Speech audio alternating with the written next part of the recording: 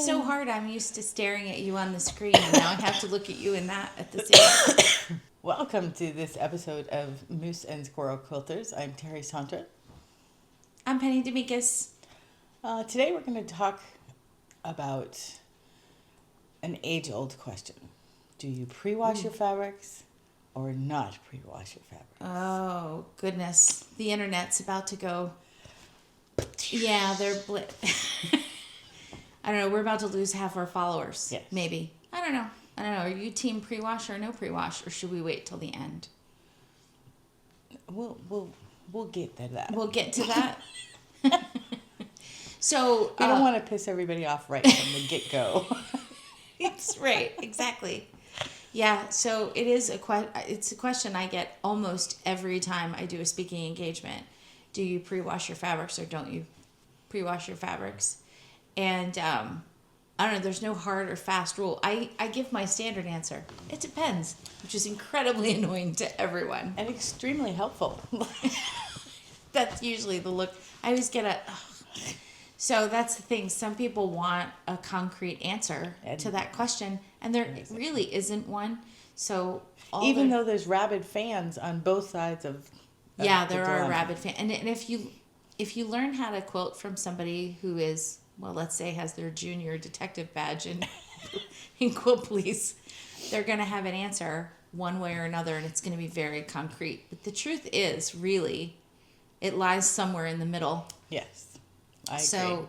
So we were kind of talking about that. It's like, well, first off, I think this conversation is not about Quilt Police. No, there is no Quilt Police. There is no Quilt Police. No one's coming into your sewing room to... You won't get a fine. You won't be jailed. Right. You won't have your stuff confiscated. If we come into your sewing room, Terry's bringing snacks. Good snacks.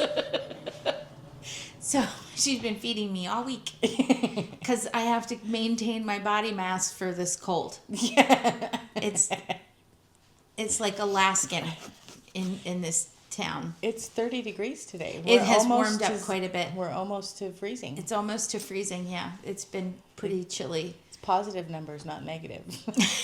That's right. Woke up to positive. Actually, that was the statement that was made with much exhilaration. Yeah. But anyway, so Terry's been feeding me, so that's kind of cool. But talking back to our the explosive conversation, what do we talk about first? What are some of the pros and cons of pre-washing or not pre-washing? I think first let's talk about, we already talked about ground rules, which is this is not... There are no rules. There are no rules here, so we're not stating this absolutely at every fact. And every quilter has a different opinion. And also, let's define what pre-washing is. That's a good start. Yeah. So that'd be you. Terry, tell them what pre-washing is. Pre-washing is taking your fabrics and throwing them in the washing machine and washing them. Pretty much. But pre-washing also includes going to throw them in the washer, and then you got to put them in the dryer, and then you got to press them afterwards. You have to iron them afterwards and get all the wrinkles out that come from washing them. Yeah. But when I was a new quilter, I was told that you should pre-wash everything there was no reason behind it. It's just you should pre-wash everything. And I had, I started quilting right when I had new babies. And I have 3 children born in a 3-year period, 3 sons, and 2 of them were born in the same calendar year. So if you think about that, first off, pray for me. But anyway, if you think about that, how much laundry I had to do with 3 little boys at home, and including myself and my husband. So I was told, pre-wash everything. And so I did. And I wound up with so much laundry, so very much laundry, that in the laundry room there was actually bins that were labeled, this is like special wash, and this is fabric wash, and this is, down and dirty. Yeah. And so I wound up with tons and tons of fabric, and then I would bring it up to the sewing room and try to fold it, but you can't. So you'd have to... It's Especially after it's been sitting for a while. Yeah, in a bin. Because, no, of course I took it out of the dryer and folded it immediately. What kind of... So judgy. I didn't. So I would bring it out and try to smooth it out and couldn't get it smooth. And then I was like forever, hours, really doing a lot of pretty aggressive ironing to get all the wrinkles out and then folding it onto little half bolts so I could put it away and see it. And so to this day, I still have half bolts in my stash that I was like, screw it. And I just rolled it up on there and stuffed it in. But if you do it like that, it takes up so much more room because it's all wrinkled. And then when you go to pull off a piece of it, you really can't cut a part of it. Right, because it's all... Yeah, it's all jumbled. Yeah. And, that's something, you have to press things before you cut them. Yeah. Because it's a mess. But, yeah, so that's how I started. And then at some point in time, I got off the rails. Well, like you, I started quilting in the 1980s, and back then, I think pre-washing was a little more important than it is nowadays. Fabric production has changed a lot over the last few decades, and so bleeding was a big concern back then, and shrinkage, but we don't have that so much. And if you work primarily with batiks, then you don't really have to worry about shrinkage because it's been boiled numerous times before it gets to use. So, oh, that's interesting. I don't work a lot with batiks. I know you do a lot with batiks, so it's totally different. So that's kind of the general idea behind the pros of pre-washing. Well, the first thing is if you've ever handled a quilt or loved on a quilt or lived under a quilt that had all those really lovely wrinkles in them. That's from washing. It's from the shrinking of the batting and the fabric and everything. And that fabric can shrink when it's washed up to about 2 to 5%, something like that, a cotton.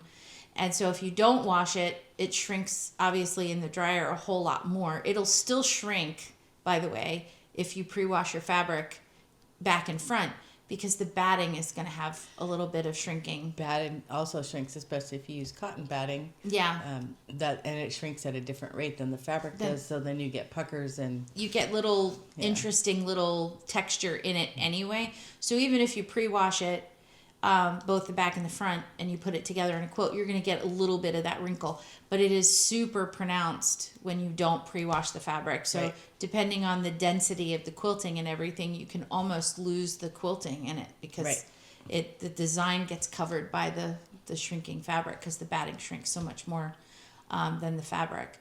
So that's one, is the shrinking. It pre-shrinks everything.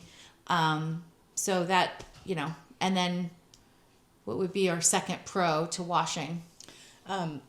Color control. So saturated colors, especially reds, you get a lot of bleeding that come through. And so if you pre-wash them, you take that away. But I've had some fabrics that you wash 4, 5, 6 times and they still bleed. Yeah.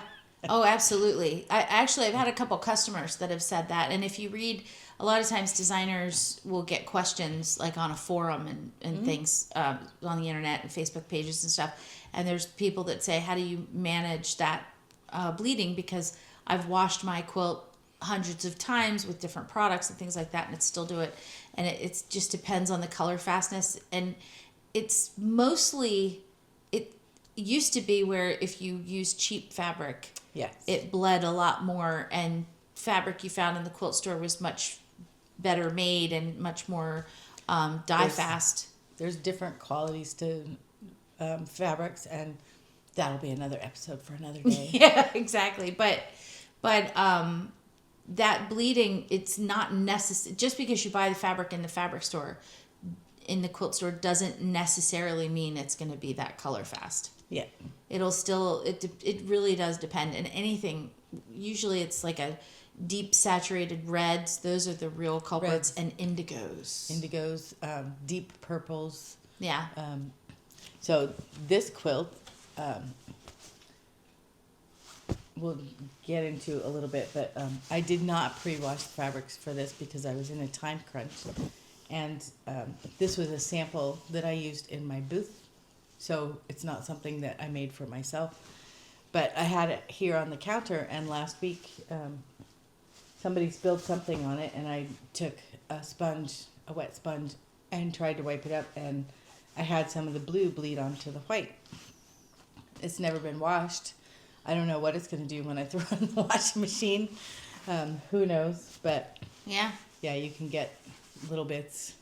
Yeah, I had This wasn't pre-washed.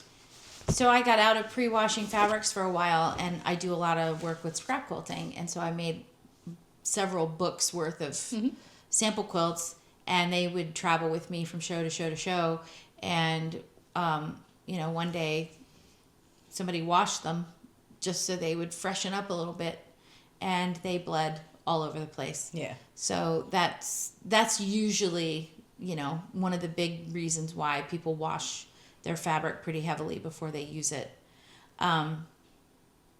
What's another reason you would pre-wash? Well, I will always pre-wash flannels. So it depends on the type of fabric too. Flannels shrink a lot more than cottons do. So That's a good point. Always wash those.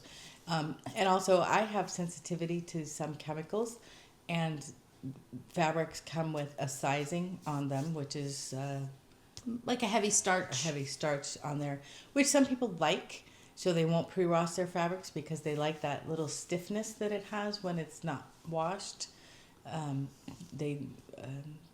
Some people find that it's easier to sew things together. Cut and sew, yeah.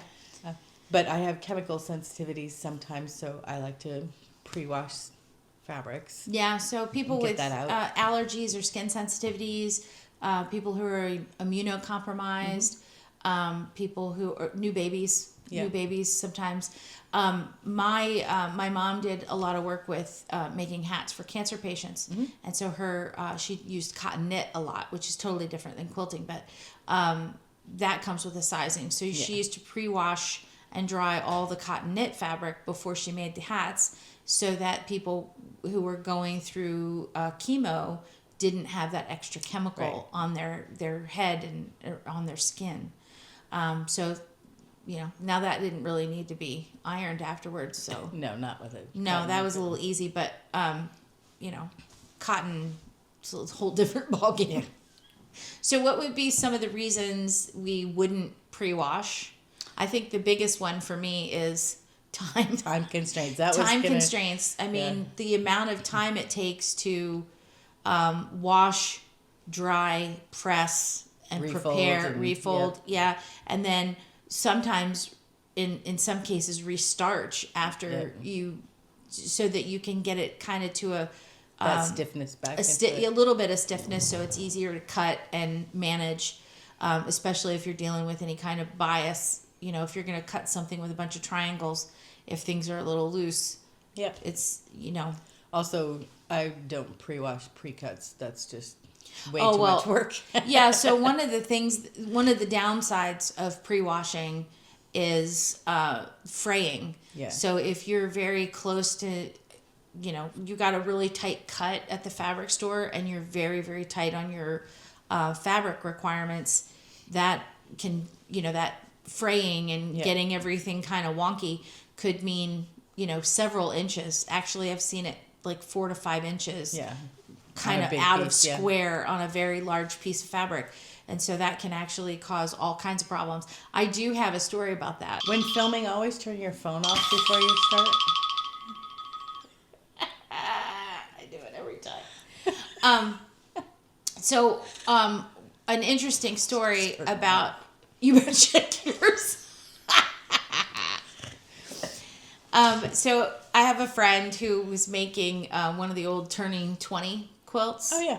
So she got the book, and she went out and bought her 20 fat quarters, and she pre-washed all her fat quarters before she cut. Oh, and then you don't have enough. Yeah.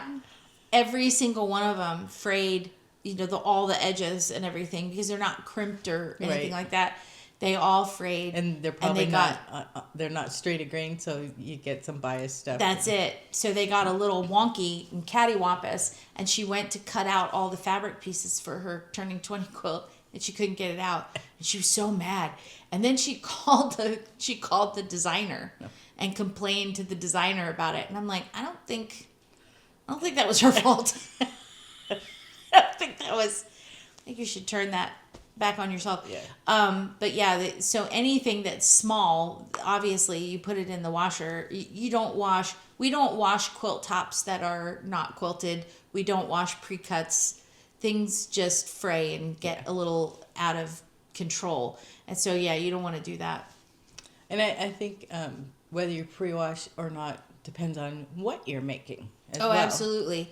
Yeah, so like you were saying, this is a sample. The table runner was and it also had deadlines, so I had time constraints. Yeah, so that was a time constraint. That happens a lot. So with designers, I mean, sometimes if you have to make a project, let's say you're doing it for a magazine or for a show, a quilt show. This was made for a fabric company and designer, and I had a very tight time frame, so there was no time to. So a lot of times we'll work, we'll do digital file mock-ups of patterns, and then just out of the blue, a fabric company will call and say, "Can you make this? For real, market's coming and we need it." And of course, they have to have things shipped to the place and then set up. So let's say their cases are leaving their warehouse a month before show setup because it has to be picked up and shipped and then get into the convention center. And so it's a big deal. So they send you fabric. Let's say they're going to market in October. Their deadline is sometime in September. And so they need it in their office by that time. So they'll send you, fabric. You get it the last week of August, and you've got a week to turn it around, it into a quilt and turn it around. It doesn't happen often, but it does happen. And then there's also times, I don't know anything about this, where you promised yourself you're going to do something for your own show. Yeah. And you leave the night before with a top because you started it 2 days before the show. That never happens to me. No. Never to me. But to some, I've heard through the grapevine that other designers have that happen. So anyway, you have this time constraint and you don't have time to wash, dry, press, all that. You just don't. So you have to get these things out the door. So for Terry, for her table runner, I mean, that was a project she did for another purpose that she said, "Ooh, this looks nice. I think I'll put it in my house." And it actually, this is one of Penny's patterns. Yeah, it is one of my patterns. I love this one. Yeah, it turned out really pretty.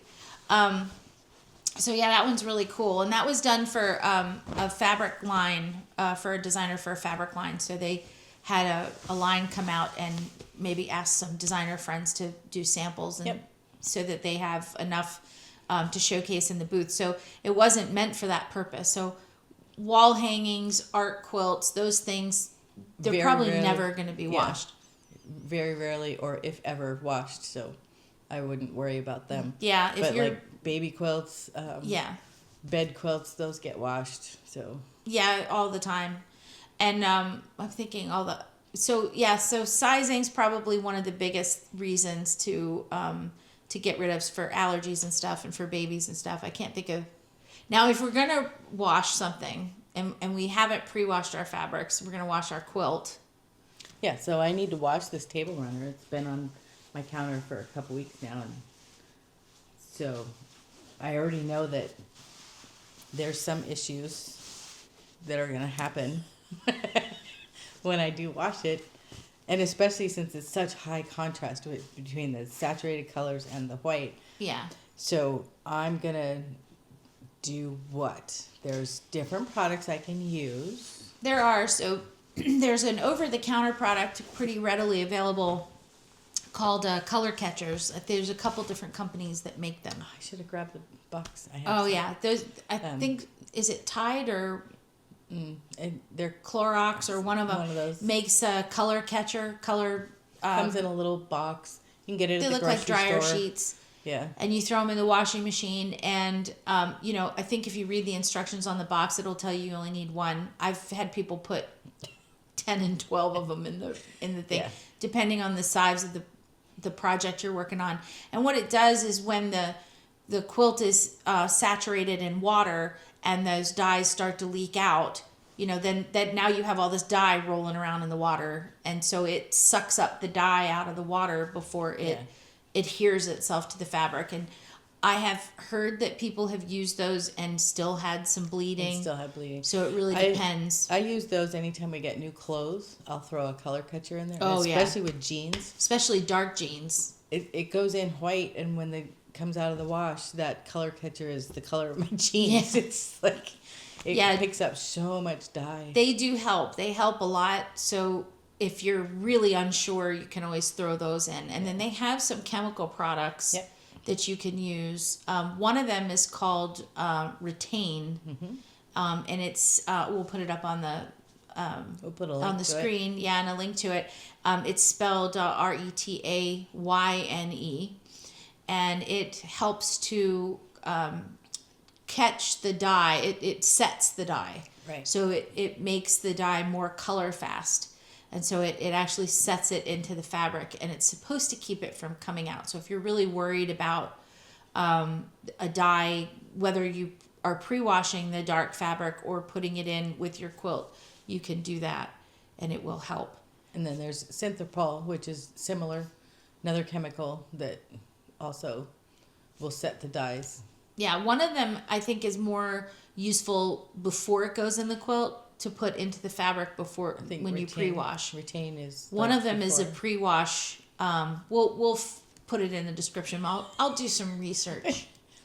We could research before we video, but We'll ask Conrad. Conrad's our go-to guy. Yeah. So Conrad gives me all the answers. So we can tell you which one does which, or which one's recommended for which, but you can read it in the label instructions before you buy it, which one to use. And then prayers always help. Yeah. They do. You can pray over your fabric quite a bit. Do a little. I wonder who the patron saint of fabric is. Ooh, yeah, we need to look up the patron saint. We can ask Conrad. Yes. Who is the patron saint of quilt fabric and dyes? I'm sure there must be one. Yes. Yes. So we'll have to look that up and see. But yeah, so you have any do you have any horror stories about your Not really. So when I first, as I mentioned, when I first started quilting, I was an avid pre-washer. Everything got washed. And over time, I do less pre-washing than I used to, but I still predominantly pre-wash everything just because I don't like the chemicals in it more than anything else. But I've had minor little mishaps, but I don't have any huge horror stories. So I guess I would say I'm a hybrid. I pre-wash some things and not other things. I am a no pre-washer right now. I'm waiting, maybe in retirement. When you have more time. When I have more time. What's retirement? Right. So yeah, I think I've mentioned this, maybe not on this video series, but on others, that I live somewhere between a life of a Boy Scout camp and a dumpster fire. Yeah. So it's pretty chaotic, and we have a lot of last minute travel and just so much organization, and so I will lose track. Yeah. But I do as much as I can, and a lot of videos, like I'm doing a video series now where I'm working out of scraps and fat quarters. So if I'm doing scraps and fat quarters, No, I'm not washing anything. No, that's not getting washed. I barely press the scraps before I start cutting them. I mean, there are video times where I'm going, and you do this, and I should probably press this. Yeah. I have to take a break. So there's a little more of that going on. But yeah, so sometimes if I really want, if something's going to be an heirloom project, I might think about doing it first so I don't have any major issues. Because I will say, one of my other stories, local quilt shop owner, she loved embroidery and had done this massive embroidery project where you multi-hoop all the blocks. Uh-huh. And it was so beautiful. And it was one of those, I don't even remember the name of the designer, but it was a big, big designer that does a lot of beautiful embroidery quilts. And she had taught a class and had the most gorgeous sample ever. And it was red and white. Ooh. She had it hanging in the store on the wall. And we had a giant rainstorm, and the roof of the commercial building leaked. Oh, no. And it ran down the wall, got on her quilt. So not only did they come into the store the next day and find water in the quilt store, but her beautiful quilt, it had gotten wet, and it just ran right down over the threads and everything. I've never seen anyone more heartbroken. That would be heartbreaking. But that's one of those cases where the amount of time and effort that she spent in that to make something that was heirloom. And I guess she was thinking, well, I'm probably never going to lay under it, which Right. I don't know is how any quilt is ever going to not be laid under. I mean, maybe if it's an art piece and it's hanging on the wall, but you kind of have to assume at some point, even your ancestors, Yeah. that it gets passed down to, it could get wet at some point. It could get dirt on it, and you have to sponge it. I mean, you never know. But if I were doing an heirloom project like that, I think knowing that Yeah. catastrophe. For something that takes that much time and effort, I would. Yeah, I mean, consider it. I would be very concerned. Anything that you'd be worried about coming apart, you would also be worried about doing that. And then when you're gifting, washing have to instructions. assume, especially if you're gifting to someone that's not a quilter, which is 90% of the time, they're not going to know how to wash it. They're not going to know. They're going to throw it in the wash with their laundry and. Yeah, because I'm not gifting a quilt to a quilter. She can make her own. Exactly. You know what you get from me if you're a quilter? Fabric. Yeah. It's a DIY kit. It's a DIY. Yeah, that's exactly right. And then I'm going to ask you, have you used that yet? For the next 10 to 15 years. She will. She absolutely will. I won't. I have UFOs in my room that are... You gave me fabric maybe 7 years ago. I unpacked it the other day. It still has... That's okay. But some fabric is meant to be pet. No, that one needs to... Well, it needs to go in something, but if you just petted it for a while, it would be fine. Yeah. Also, you've had a lot going on. Also, stop moving. That probably has a lot to do with it. It keeps going in and out of boxes. I have UFOs that are probably older than me. Yeah.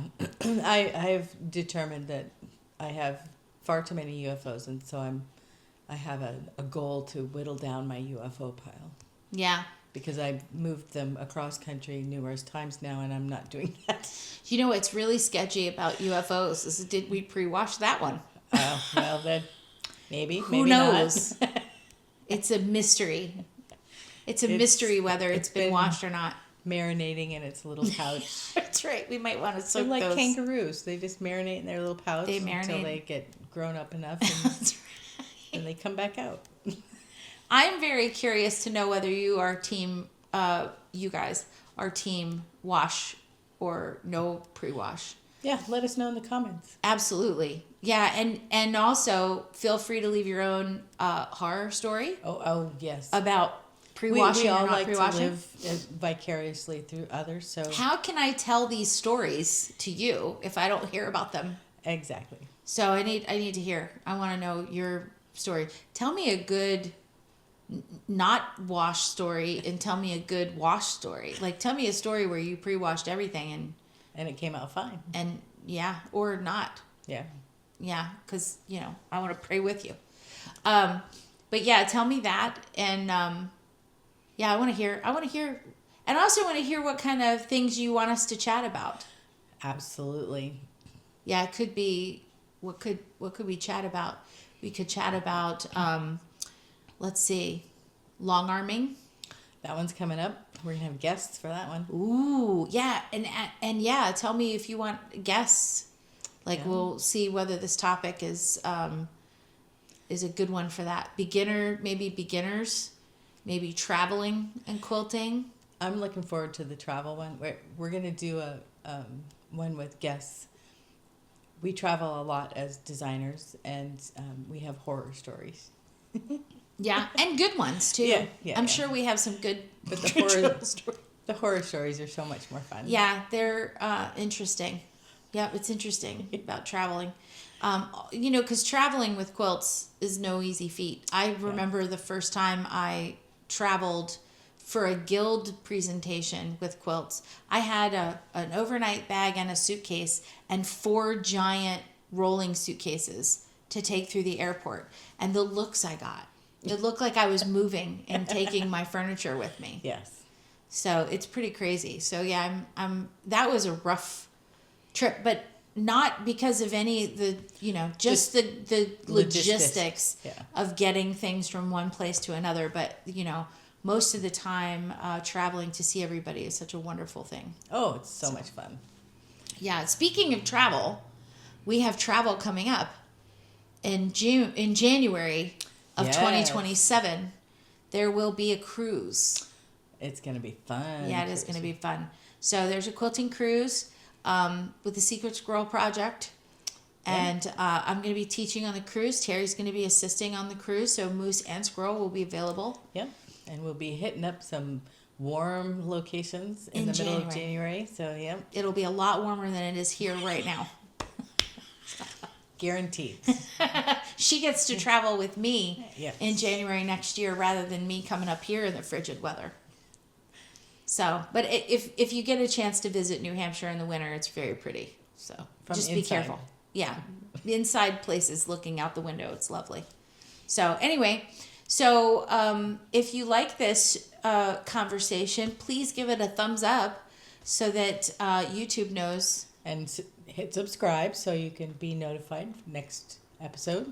Yeah, and I know some of you sneaky watchers are not subscribed because I looked, and about 80% of you are not subscribed. So just give it a little. It's just a little button. It's just a little button you gotta press. And then you'll be notified when a new episode comes up. That's right. If you hit the bell, you absolutely will. Awesome. And then we will see you next month. Yep. On Saturday. I don't know what we're going to talk about. No, we don't know. Remember. It's going to be a list. Yeah, it's going to be a surprise, but we'll see you then. Yep. See ya. Bye.